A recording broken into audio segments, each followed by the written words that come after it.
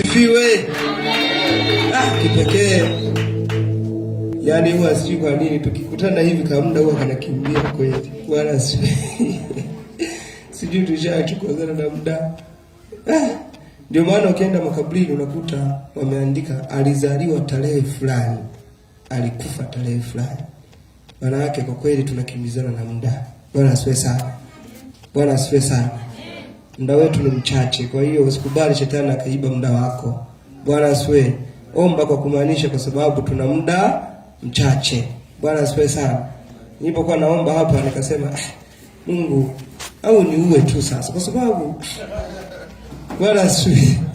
Kama ninazurura, kama nimekuja duniani kuzurura na sijui nipo kwa sababu gani, Mungu nisaidie.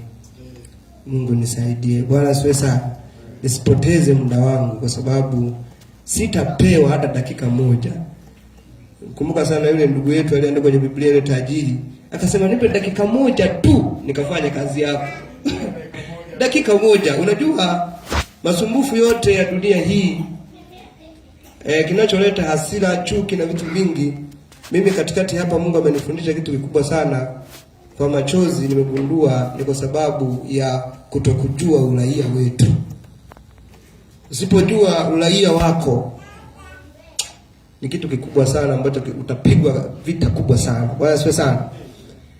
Wanadamu wanahangaika na maswali makuu matano ambayo kama ukiyapatia majibu hayo maswali, kama ukiyapatia majibu utakuwa umeshinda. Niataje tu hayo maswali, halafu tamwomba baba, mchungaji wenzake na mama watapita huku mbele. Tuna sadaka kidogo ambayo Mungu amedisukuma kanisa la Mwanza, hasa upande wa wanawake watoe sadaka, lakini pia kuna sadaka ambayo tumeambatana nayo. Tumeshaiweka sisi ni nyumbani, kama alivyosema mchungaji, sisi hapa ni nyumbani, tumeshaiweka ndani moja kwa moja sadaka. Kwa hiyo mama ataikuta tu. Si ni ndani. Bwana asifiwe sana. Ni ndani. Bwana asifiwe. Sasa kuna maswali makubwa matano ambayo ndio yanayotupiga vita. Swali la kwanza ambalo ndio linaloleta vita yote hii, na ndio maana imetupasa sana kuomba. Imetupasa sana kuomba. Maswali haya ndio yanayoleta vita. Ndio yanayoleta hali ya sintofahamu dunia nzima, sio kwetu tu, dunia nzima. Wanajiuliza au majibu ya haya maswali hayajapatiwa majawabu, au hayapo, au yanaonekana ni kama ni maswali magumu. Kwa hiyo haya maswali ndio yanayosababisha malumbano katika nchi, malumbano kwenye makanisa, malumbano kwenye ndoa, malumbano kwenye biashara, kila kitu. Yaani ukosefu wa majibu ya maswali haya, yaani ndo anguko letu. Bwana asifiwe sana. Swali la kwanza ambalo kimsingi sisi wenyewe ndani ya hizi siku za maombi, nimemwambia Mungu atusaidie sana kwenye hizi siku za maombi ambazo baba pastor zake ameonyeshwa na Mungu.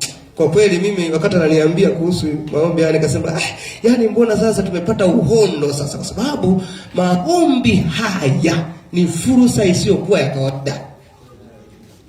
Ndio maana nilikuwa naongea hata na mchungaji, akasema mama, yaani mbona na Kenya ni kama fursa tu kazuri. Unajua wakati mwingine Mungu anaweza kawakata angwara kwa sababu hamjaomba sawa sawa. Ni kweli kabisa kwamba safari yaani ukushindwa kufika Mwanza kwa kweli yaani tumeumia kweli. Ila mimi najifariji hata kwa hii supu ya maombi ambayo Mungu ametupa. Ni supu isiyokuwa ya kawaida. Haleluya. Mpigie Yesu makofi. Au simameni kwanza kama sijataja hapa. Kama sijataja hapa swali, simameni tumshukuru Mungu kwa ajili tu ya maono ya maombi haya. Kabisa si kitu cha kawaida. Si kitu cha kawaida yaani kupata fursa ya namna hii. Takuja niwaoneshe kwamba Mungu hakupendezwa na masumbufu ya dunia hii. Mimi nakwambia upendo, ndio maana aliwaambia waangalie ndege wangani.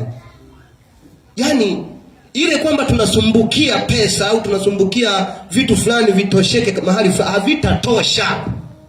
Yaani wakishia havitatosha. Ila tunahitaji utulivu kwa Mungu. Tunahitaji utulivu kwa Mungu. Na ndio maana Mungu hakumuumba mwanadamu mwisho wa kazi. Hakumuumba mwanzoni mwa kazi. Alimuumba mwishoni ili apate pumziko. Ili apate pumziko. Tulichokosa ni kujua sisi ni akina nani. Ndio maana tuna masumbufu mengi, lakini Mungu ametuumbia Sabato. Mungu ametuumbia mwishoni siku ya 6 ili siku ya 7 tufanyaje? Tupumzike. Tupumzike.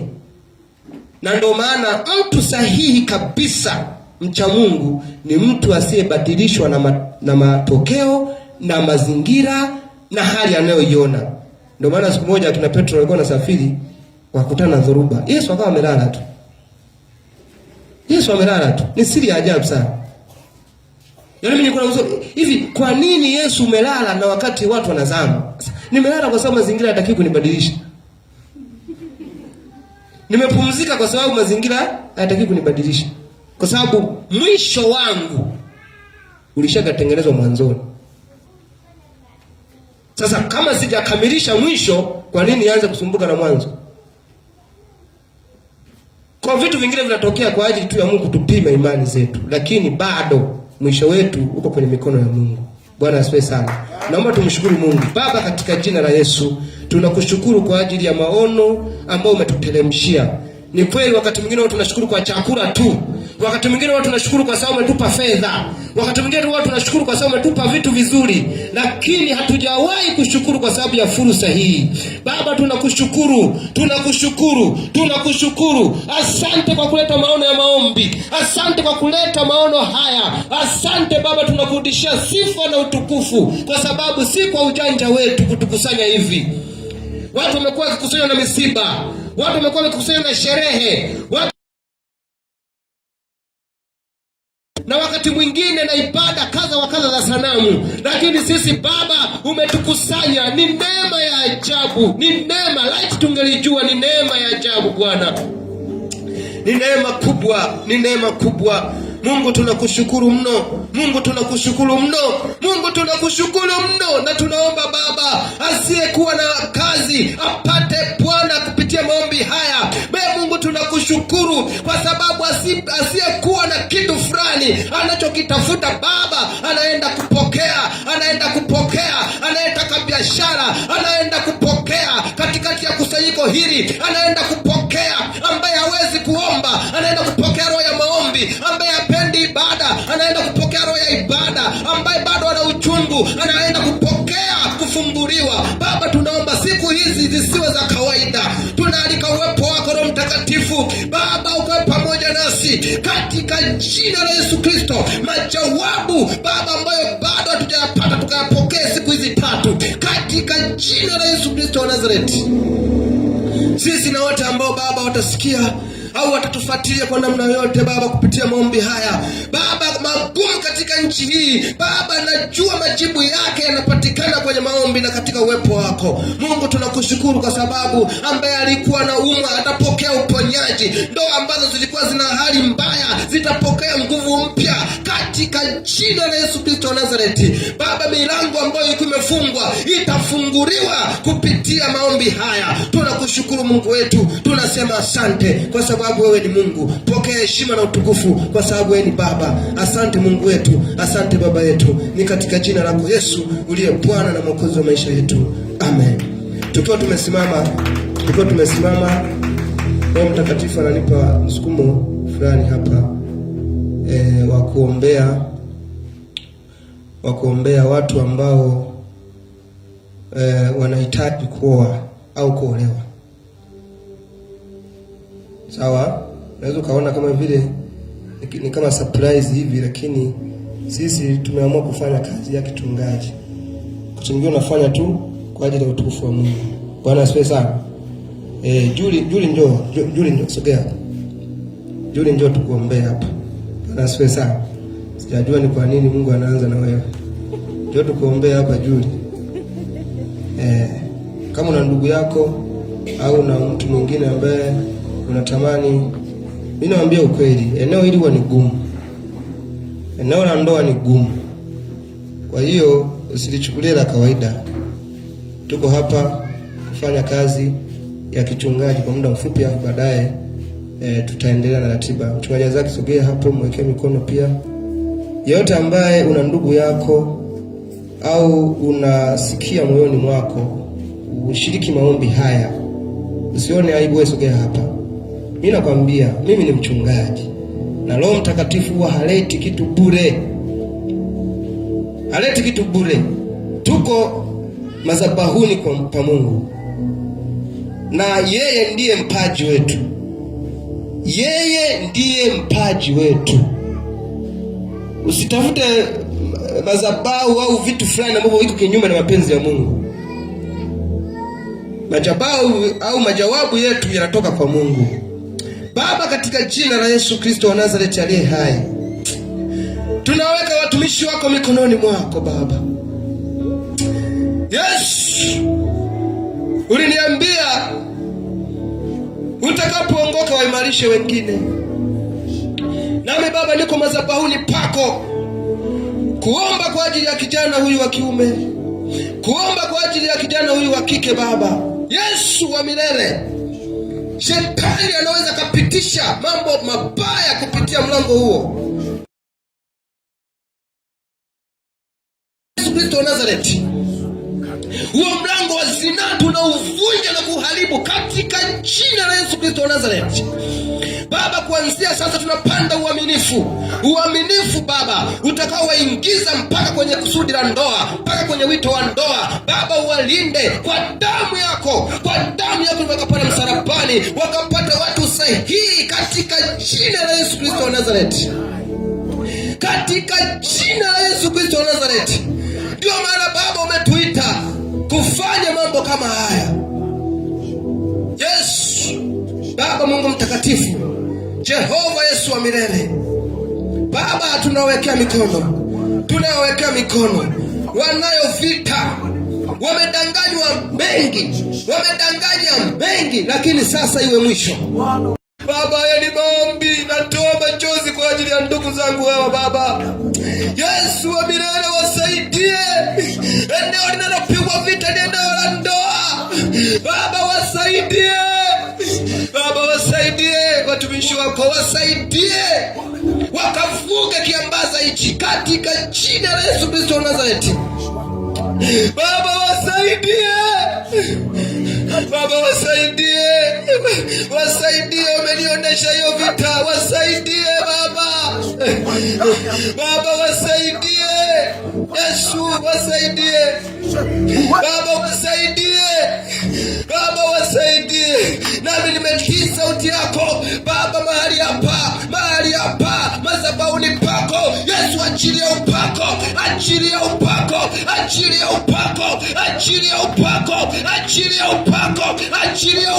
Baba, achilia upako. Yesu wa milele Baba, Mungu wa milele, Yesu wa milele, wasaidie Baba. Yesu, wasaidie Baba, wasaidie watumishi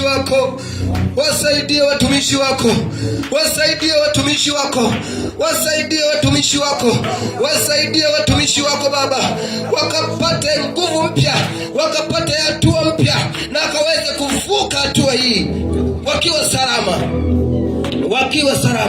katika jina la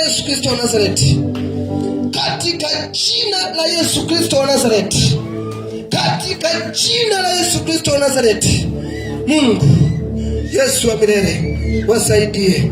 Tunaweka mikononi mwako Baba, wasaidie, ukawapa watu sahihi, ukawapa mazingira sahihi, wakabaki kwako, wakawe mali yako Baba. Hatua hii isiwatoe kwako, bali ikawe ni sumaku ya kuwaweka kwako Baba. Katika jina lako tunaenda kinyume na ile roho ya shetani ambayo inazunguka kuharibu mabinti, kuharibu vijana, ile roho ya mauti ambayo ilifungwa ndani ya Yezebeli ikaendelea zaidi mpaka kwa Polioni, mpaka kwa Abadoni, ukoo wote wa Beliari tunauharibu kabisa katika jina la Yesu Kristo. Sasa semeni, Bwana Yesu, tutakuangalia wewe siku zote za maisha yetu. Baba tusaidie, Baba tusaidie, tushike mkono wako, tushike mkono wako, tusikutende dhambi. Kuanzia sasa tunaweka sana, bariki sana hiyo pamoja na ile ambayo iko ndani. Amen.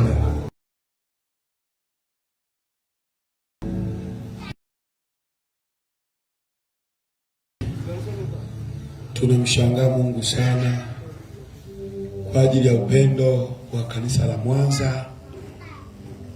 Mara nyingi upendo wao ni wa ajabu sana, na hata upendo wa Pastor Musa ni upendo wa ajabu sana. Nakosa neno la kusema, acha tuombe. Naomba tusimame, tamka baraka juu ya kanisa la Mwanza, tamka juu ya watumishi wa Mungu, tamka neno lolote la baraka.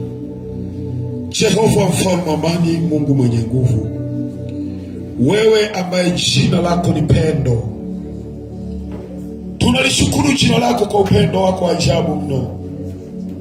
Sisi ni nani na watu wako ni nani? Wewe ni Mungu wa ajabu. Tunakushukuru kwa ajili ya mioyo ya kanisa la Mwanza. Baba, uwakumbuke watumishi wako kwa moyo wa unyenyekevu wa kukupenda wewe, lakini kwa moyo wa kutamani kugusa moyo wa Mungu. Baba, wewe uinuliwe, wewe ubarikiwe.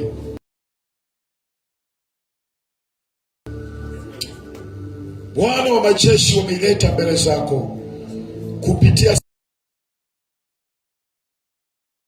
lako, ikanene mema juu ya kanisa la Mwanza, ikanene mema juu ya mchungaji Musa, juu ya mtumishi wa Mungu mzee wa kanisa Kefa, na kanisa la Mungu la Mwanza kwa ujumla. Baba, neema yako na baraka zako Bwana zikawe juu yao. Kilichopungua Bwana kakizidishe. Wape moyo wa kukutumikia katika mazingira ya kila namna. Endelea Bwana kuwapa moyo wa upendo, moyo wa ajabu.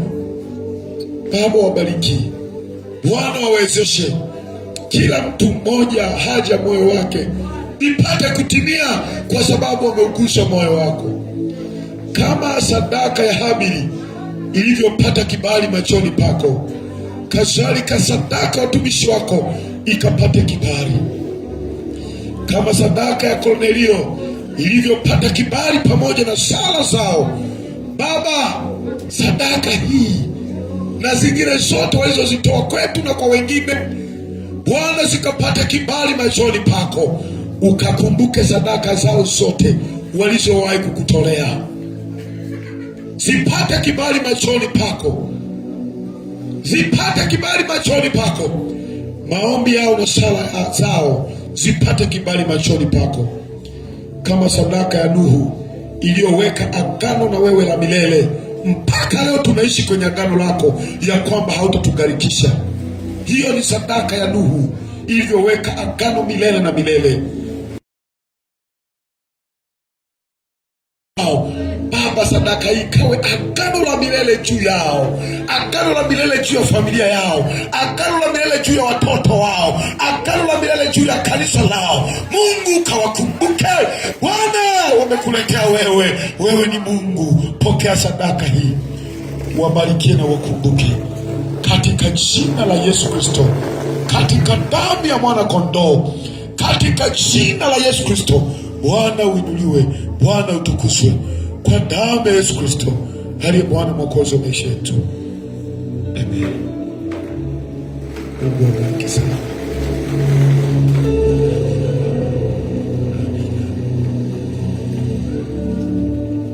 Mungu awabariki baba. Mungu awabariki sana. Amen.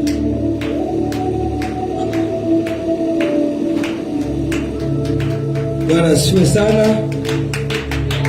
Bwana asifiwe. Kwa kweli tunajisikia amani na furaha mno. Muda wetu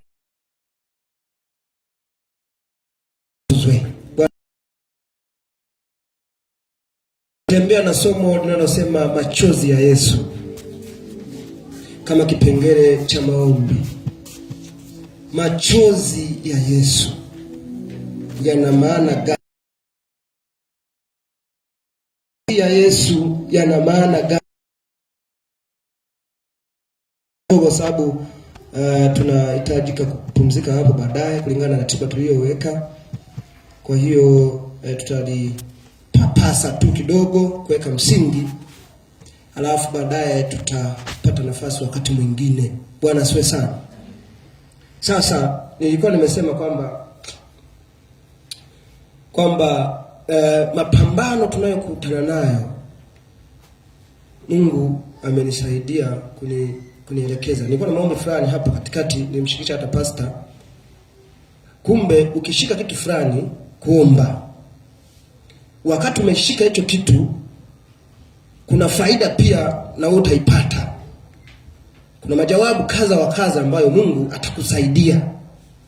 Yaani kwa mfano, ukaanza kuombea kanisa. Wakati unaombea kanisa, hata wewe utabaki bure. Bwana asifiwe sana. Utabaki bure. Andika tu machozi ya Yesu yana maana gani kwangu. Waebrania 5:7 ndio mstari mkuu tutakotembea nao. Waebrania 5:7. Bwana asifiwe sana. Baba, katika jina la Yesu Kristo wa Nazareti aliye hai, Mungu tunakushukuru mno. Asante. Asante Baba, asante Mungu, asante Yesu, asante. Pokea heshima na utukufu. Neno hili Baba ni la kwako. Neno hili Baba ni la kwako. Likatugange mioyo, likatuponye, likatuvushe katika jina la Yesu Kristo wa Nazareti. Tunaomba na kushukuru. Amen. Machozi ya Yesu yana maana gani kwangu? Namshukuru Mungu sana kwa ajili ya Pastor Isaki ubatizo. Tunamshukuru Mungu, ulikuwa ni ubatizo wa neema kubwa. Bwana asifiwe sana. Kwa kweli ni neema kubwa. Na hata mama mchungaji Faraja alisema kwamba kwa kweli ubatizo. Nikasema kwa kweli hata na mimi Mungu anisaidie nisiache kushukuru kwa ajili ya ubatizo. Mungu anasahau. Bwana asifiwe sana.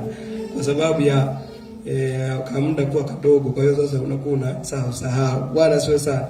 Wakati mwingine nikisahau usije kanilaumu. Yaani ujue tu kwamba nalizingatia, ila tu muda kanakuwa kwa wakati mwingine unajisahau. Bwana asifiwe sana. Kwa tunamshukuru Mungu sana. Kanisa lote la Mwanza wanawasalimia mno. Wanawasalimia mno, hata mtumishi wa Mungu Dhahabu pamoja na mume wake Ima niwasiliana nao, wakasema kwa kweli walitamani kufika, lakini Dhahabu ana uzoefu kidogo wa homa, lakini walitamani kufika. Bwana asifiwe sana. Lakini pia tuseme tuna ule ukweli, wengi walikuwa wamejiandaa kwamba kama wanafika na wapi, Mwanza. Unajua sasa wakati mwingine tu tunaongelea hapo tuna kwenye kidonda sasa. Kwa hiyo kuna hali ya kufa ganzi kwa namna fulani, ila Mungu ni mwema. Bwana asifiwe sana. Sasa hayo ukipata majawabu kwenye maombi haya yatakusaidia. Swali la kwanza, mimi ni nani? Mimi ni nani? Bwana asifiwe sana. Hili ni swali la asili ya mwanadamu. Mimi ni nani? Ni swali litakalo kufanya kwanza ujitambue, pili uwe makini kwa sababu umeshajua wewe ni nani.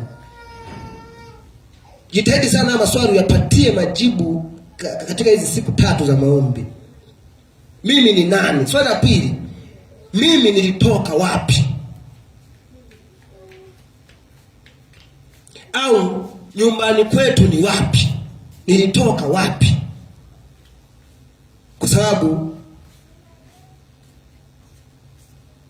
usipojua ulitoka wapi, yani jitahidi sana tu kwenye ninataja haya maswali ambayo yatakupa pia upana. Hatutafafanua kwa kiwango hicho, lakini tutatembea na somo letu la machozi ya Yesu. Unaona ni hatari tu maswali. Nilitoka wapi? Kwa sababu unaweza ukafikiri wewe ni Mtanzania, ila ni kweli mwili wako uko Tanzania, ila wewe asili yako sio Mtanzania. Kwanza wewe ni roho na ulitoka kwa Mungu. Kwa sababu sisi tunatakiwa kuishi rohoni, tunatakiwa kuenenda kwa roho na sio kwa mwili. Mwili huu unaweza ukakudanganya, unaweza kudanganya ukasikia labda jirani yako labda anasema sisi ni kwa kweli asili yetu sisi ni Kenya, ukamchukia. Kwa nini uko huko unatumalizia mali zetu? Kaanza kukasirika. Mwingine anasema labda lakini sisi wazazi wetu walizaliwa kwa Uganda. Unaona? Wakaja tu kama baadaye sasa sisi tukazaliwa. Kwa hiyo sisi ni Watanzania lakini si wa Tanzania, ukachukia kwamba huyu ndo anatuibia dhahabu zetu. Sasa asili yako kabisa sio Tanzania. Asili yako ni mbinguni. Wewe uraia wako uko mbinguni, sio hapa. Na ndio maana sisi tunasafiri. Ni kweli unaweza ukapita mahali hata kama unasafiri hata kama unataka kwamba nilale mlimani, ila utapatengeneza, si ndio? Utachuma chuma vimajana, hata kama unashuka utaweka vizuri, si ndio? Zamani kijijini unakoga hata kama huna godoro, ilikuwa ni rahisi tu. Kama mnalima mapamba, unachukua pamba, unaweka kwenye gunia, unashona, alafu unatengeneza hata kama huna mbao. Unaenda tu unakata miti msituni, unachomeka huku na huku na huku, alafu unafunga tengeneza kitanda. Vizuri tu unapanga na nani, unaweka na kagodoro kako. Ni usingizi vizuri tu. Tena unalala usingizi mzuri. Kwa hiyo hata hao watengeneza furniture wasikubabaishe. Wanaboresha tu. Wanaboresha kabisa. Kwa sababu alitaka tupumzike. Tusiwe na masumbufu kwenye fikra. Tusiwe na masumbufu ya kuwaza hiki, mara hiki. Tunawaza haya kwa sababu hatujayapata majibu ya maswali haya. Kitu kingine, au swali lingine, natakiwa kufanya nini? Hilo ni swali la wito. Unajua kuna siku moja Yesu alikuwa anafundisha kitu fulani. Akadokeza tu kidogo, akasema hivi, unajua mnaweza mkao mnalizia ukubwa.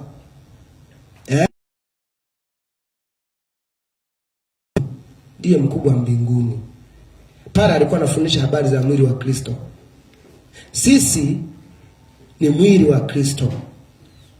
Moja kitu ambacho watu tumepigwa chenga kubwa ni kujua mimi ni kiungo kipi kwenye mwili wa Kristo.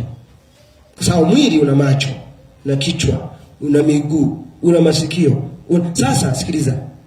Macho, umuhimu wa macho hauzidi miguu. Vyote ndio vina umuhimu sawa. Hata hivyo kidole sio kwamba kina umuhimu kuliko kichwa. Ila kidole kikifanya kazi sawa sawa kitapongezwa. Unaona? Miguu ikitembea kuelekea kunakotakiwa itapongezwa, na macho yakitazama sawa sawa itapongezwa. Kwa nini? Sisi ni mwili wa Kristo. Sasa unaposema natakiwa kufanya nini, hilo ni swala la kusudi la wewe kuwepo duniani. Kwa nini nipo duniani? Hapo tunazungumzia kusudi. Hilo ni swali ambalo katikati ya maombi haya unatakiwa umwambie Mungu akusaidie, kwa sababu wakati mwingine kutokujua wewe ni nani, unatakiwa kufanya nini, ndio kumesababisha sisi tunakuwa tunajilinganisha. Unajua ni kwa nini viwanda vya vipodozi kwa sasa hivi wanaingiza pesa nyingi kuliko viwanda vingi duniani? Ni kwa sababu watu wamekataa mionekano yao. Kwa nini? Hajui ni nani. Na nafikiri labda thamani yake itaongezeka kama atakuwa na muonekano kama Beyonce. Naona kwamba labda na mimi niwe kama fulani. Kuna picha fulani nimeiona kwenye mtandao, labda na mimi niwe na kaumbo hako. Kwa hiyo anaanza kubadilisha na mwondoko, anaanza kutembea kama aliyemuona kwenye mtandao. Au ngoja na mimi nianze kuhubiri kama fulani. Unaona? Ni kwa sababu wewe hujajua wewe ni nani na unatakiwa kufanya nini. Ndio maana unawapa thamani wasiokuwa wewe. Kwa hiyo sitaki kufundisha hapo, ila tunataka nikupe kitu kimoja. Ngoja nikwambie. Hakuna ambaye anakujua wewe isipokuwa aliyekutengeneza, ambaye ni Mungu. Mimi natakiwa kukusukuma kwenda kwa baba yako Mungu. Umeelewa? Ili akuambie cha kufanya. Mimi nasimamia na kusimamia. Baada ya wewe kunipa hicho kibali kwamba uwe mchungaji wangu, mimi nafanya kazi yangu. Ngoja nikwambie kitu kimoja. Kuna simu fulani zinaitwa Samsung. Si unazifahamu? Tunyoshe mikono ambao tunajua kama kuna Samsung. Hata Kefa anayo. Ana Samsung. Na mimi nina Samsung. Sasa hizo simu, ila kuna simu nyingi. iPhone. Wangapi wana iPhone? Hatuna. Si ndio? Bwana asifiwe sana. Sasa asiliana, atakayeinunua aweze kuwasiliana simu. Kwenye hiyo simu unayotumia sasa hivi, wanapigiana simu. Labda msimamizi wa idara ya masoko na meneja wa kampuni wanaanza, halo, unanisikia vizuri? Nakusikia vizuri. Aha, sawa. Wanaenda kwenye kitabu kinaitwa manyo. Unaponunua simu au hata kununua redio, huwa kuna kitabu fulani kama maelekezo. Kale kitabu ndo kanaitwa manyo book. Sasa kale kitabu kwetu sisi kwenye ufalme ni nini? Natumia mfano mgumu kidogo, lakini utanielewa tu baadaye. Sikiliza. Sasa wanaandika hivi, hii simu Tecno au Samsung au iPhone, sio ni nini, ina uwezo wa kupiga. Wanaweka tiki, pap, tumehakiki. Inapiga. Baadaye wanajaribu. Hivi inapiga picha, wanajaribu. Unaona? Wanaijaribu mara saba. Na hebu wewe piga, na wewe anapiga. Baadaye anasema hii simu ina uwezo wa kupiga picha. Kwa hiyo wanaweka vitu vingi. Kwa mfano, kale ka simu tu, kale kadogo ka Motorola ka zamani, kale ka Motorola kalikuwa na kazi 22. Kalikuwa na kazi 22. Mimi niliwahi kukatumia, lakini hapo ka simu nilikuwa najua kana kazi 2 tu. Kupiga na message. Lakini kalikuwa na kazi 22.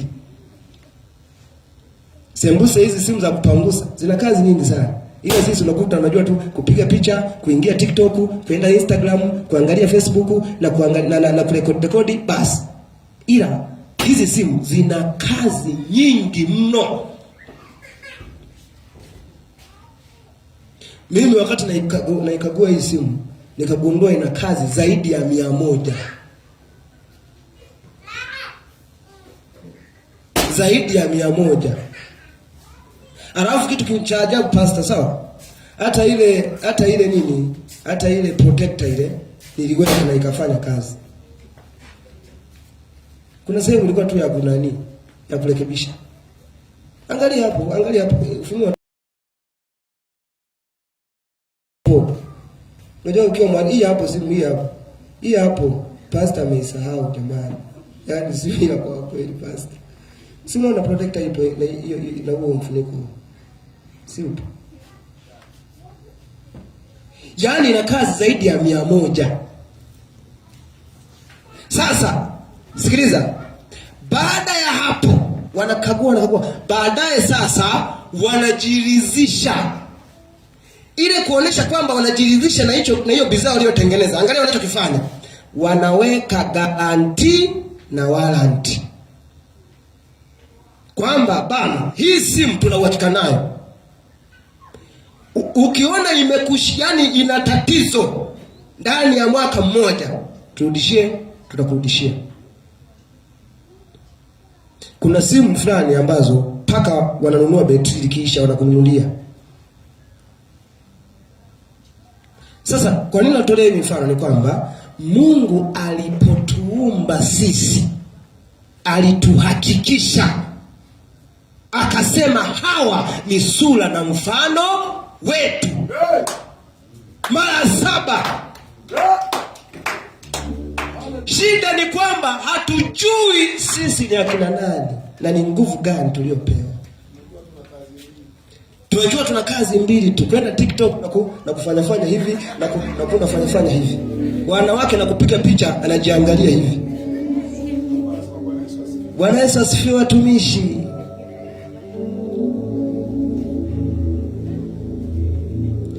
Kama kwenye maombi haya utajua wewe ni nani, hutabaki na hasira kwa sababu inakuchelewesha. Hutabaki na uchungu ulio nao. Ndio maana wenzetu waliokuwa wanajua identity yao, akina Stefano anapigwa mawe lakini bado ana furaha, bado ana amani, sio ya kuigiza watu wa Mungu. Chukulia mfano uliokanyagwa siku moja kwenye haisi, ulivyojibu. Unakoa hivi, unajua kuna watu hivi, na hebu jitambue pale umekanyagwa tu.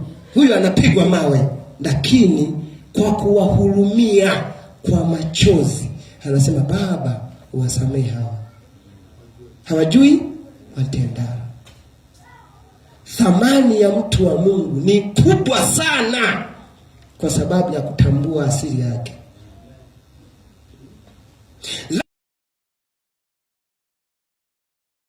Yao wasingeandamana kwa sababu ya vitu vya dunia hii. Tunapigana na watu, tunachukia wanasiasa kwa sababu hatujui sisi na kina nani. Tunachukiana bure watu wa Mungu, tunachukiana bure. Thamani ya maisha yetu iko kwa Mungu. Laiti tungelijua utajiri. Na ndio maana Paulo anasema hivi, vitu vyote nimevihesabu kuwa nini? Mavi kabisa, kwa sababu ya macho ya Paulo yalitiwa nuru, akaona jinsi ilivyo thamani kumjua Mungu. Kwa sababu ukishamjua Mungu, anachokupa kwanza ni roho ya kuridhika. Roho ya kuridhika. Roho ya kuridhika. Swali la mwisho, alafu tuje kwenye somo. Sitaki kuyafafanua haya kwa sababu yatanitoa machozi. Hata siku nyingine nikiwa na nguvu tutayafafanua yetu somo. Sawa? Tutayafafanua tu. Swali la mwisho, na ninaenda wapi? Ninaenda wapi? Ukisoma Zaburi, labda nipite hapo kidogo moja. Anasema, Mungu unijibu siku zangu. Sisi ni wasafiri, tunapita. Sasa ni lazima ujue pia unaenda wapi. Sasa kwa bahati mbaya ni kwamba ndio maana Yesu alisema hivi, vitazameni sana visivyoonekana kuliko vinavyoonekana. Yaani kinachotupiga vita sisi ni kwamba mbingu haionekani ila dunia inaonekana. Sasa kwa sababu mbinguni tunaenda kwa imani, wewe kaza imani hata kama huoni. Kwa sababu hata hivyo siku hizi zinahesabika. Sasa Mwanza niliwapa formula ya namna ya kuhesabu. ili tudumbukie kwenye somo. Nadhani tutaendelea nao baadaye. Ili tudumbukie kwenye somo.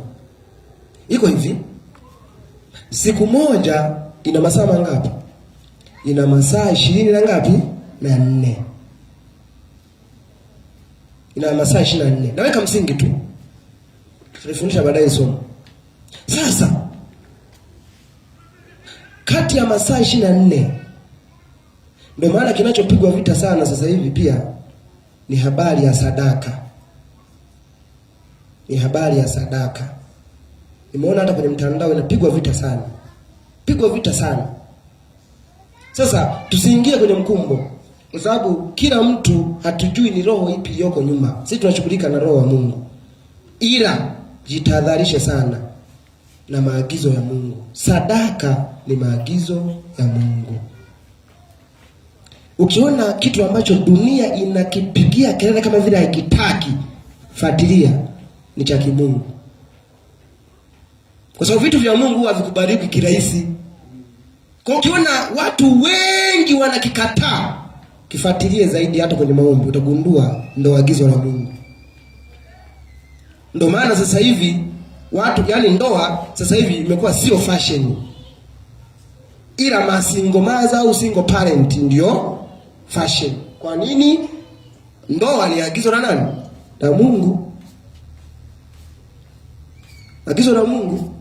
Yaani maeneo yote ambayo Mungu ameagiza yanapigwa vita, ili tuenende kwa kuifuatisha nini?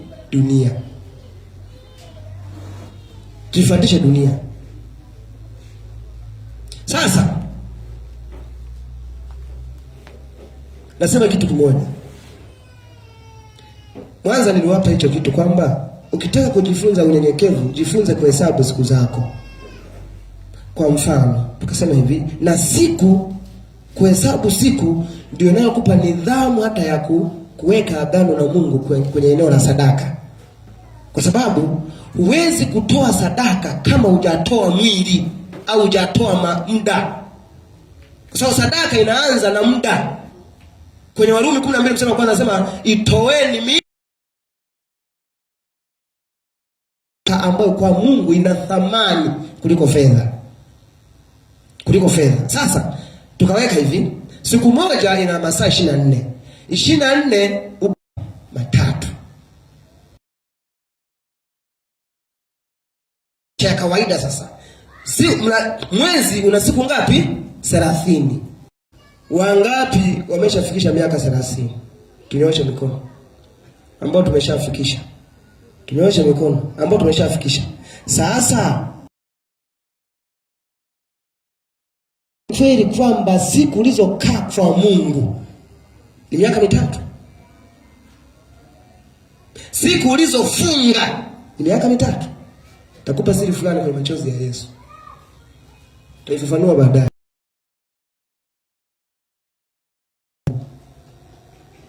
Kuanzia kwenye muda.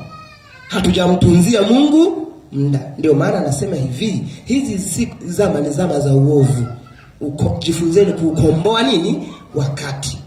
Wakati unaozungumzwa hapa ni wakati wa wewe kuwa na Mungu ili akuambukize tabia zake.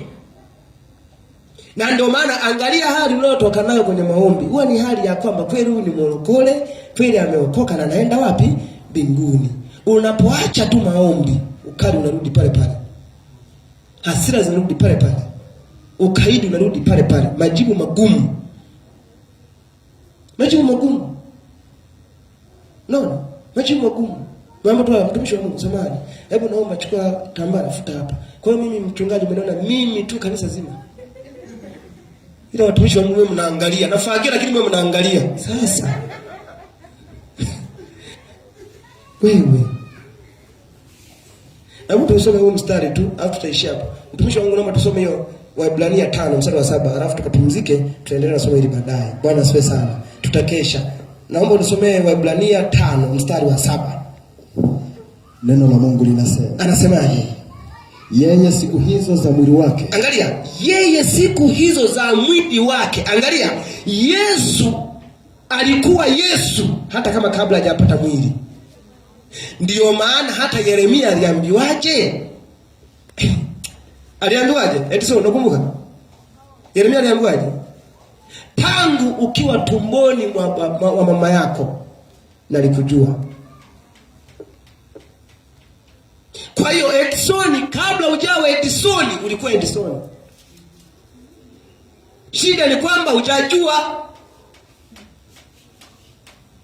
Kwa unaishi kinyume na unavyotakiwa kuwa. Yeremia anasema mimi ni mdogo sana. Na miaka wewe achana na udogo, kabla hata ya kutungwa mimba mimi nalikujua. Wewe Yeremia ni nabii. Wewe Yeremia ni nabii. Ni mtumishi wa Mungu wewe. Acha kujitetea. Sasa anasema hivi, yeye kuna muda Yesu hakuwa na mwili, alikuwa ni neno. Nenda kwenye Yohana utaona. Hapo mwanzo alikuwepo neno. Pale mchini anasema alifanyika mwili. Sisi tumeumbwa kwa neno la Mungu. Hapo malizia mtumishi wa Mungu. Malizia. Anasemaje? Yeye siku hizo za mwili wake ndio alimtolea yule awezaye kumwokoa na kumtoa katika mauti. Ndio. Maombi na dua pamoja na kulia sana na machozi. Ndio. Akasikilizwa kwa jinsi alivyokuwa mcha Mungu. Ishia hapo. Akasikilizwa kwa jinsi alivyokuwa mcha Mungu. Kwa nini Yesu alisikilizwa? Ndio maana siku moja hata kwenye grupu nimetoa kidogo, nikawa nakata hivi kwamba hakuna majibu, hakuna maombi yasiyojibiwa. Hatujausogelea ucha Mungu kwa kiwango kinachotakiwa. Kwa nini? Tumekuwa busy mno. Light kama tutalipa gharama hii na kuhakikishia tutasikilizwa. Na kuhakikishia tutasikilizwa. Simama tumshukuru Mungu. Tutaendelea baadaye. Simama nimshukuru Mungu. Pastor, ila tiba yako au bufa kinawekwa kwenye simu, kinawekwa kwenye sui nini, kitabu chako. Ukitaka kujitambua we ni nani, fuatilia Biblia. Baba, katika jina la Yesu, Mungu tunakushukuru kwa jinsi ulivyotukusanya. Pokea heshima na utukufu. Pokea heshima na utukufu. Na kushukuru Baba, nasema asante kwa ajili ya kanisa lako, kwa sababu umetupa ujasiri wa kukisogelea kiti chako. Asante Mungu, pokea heshima na utukufu. Ni katika jina lako Yesu uliye Bwana na Mwokozi wa maisha yetu. Amen. Amen. Pastor, karibu. Mungu akubariki sana.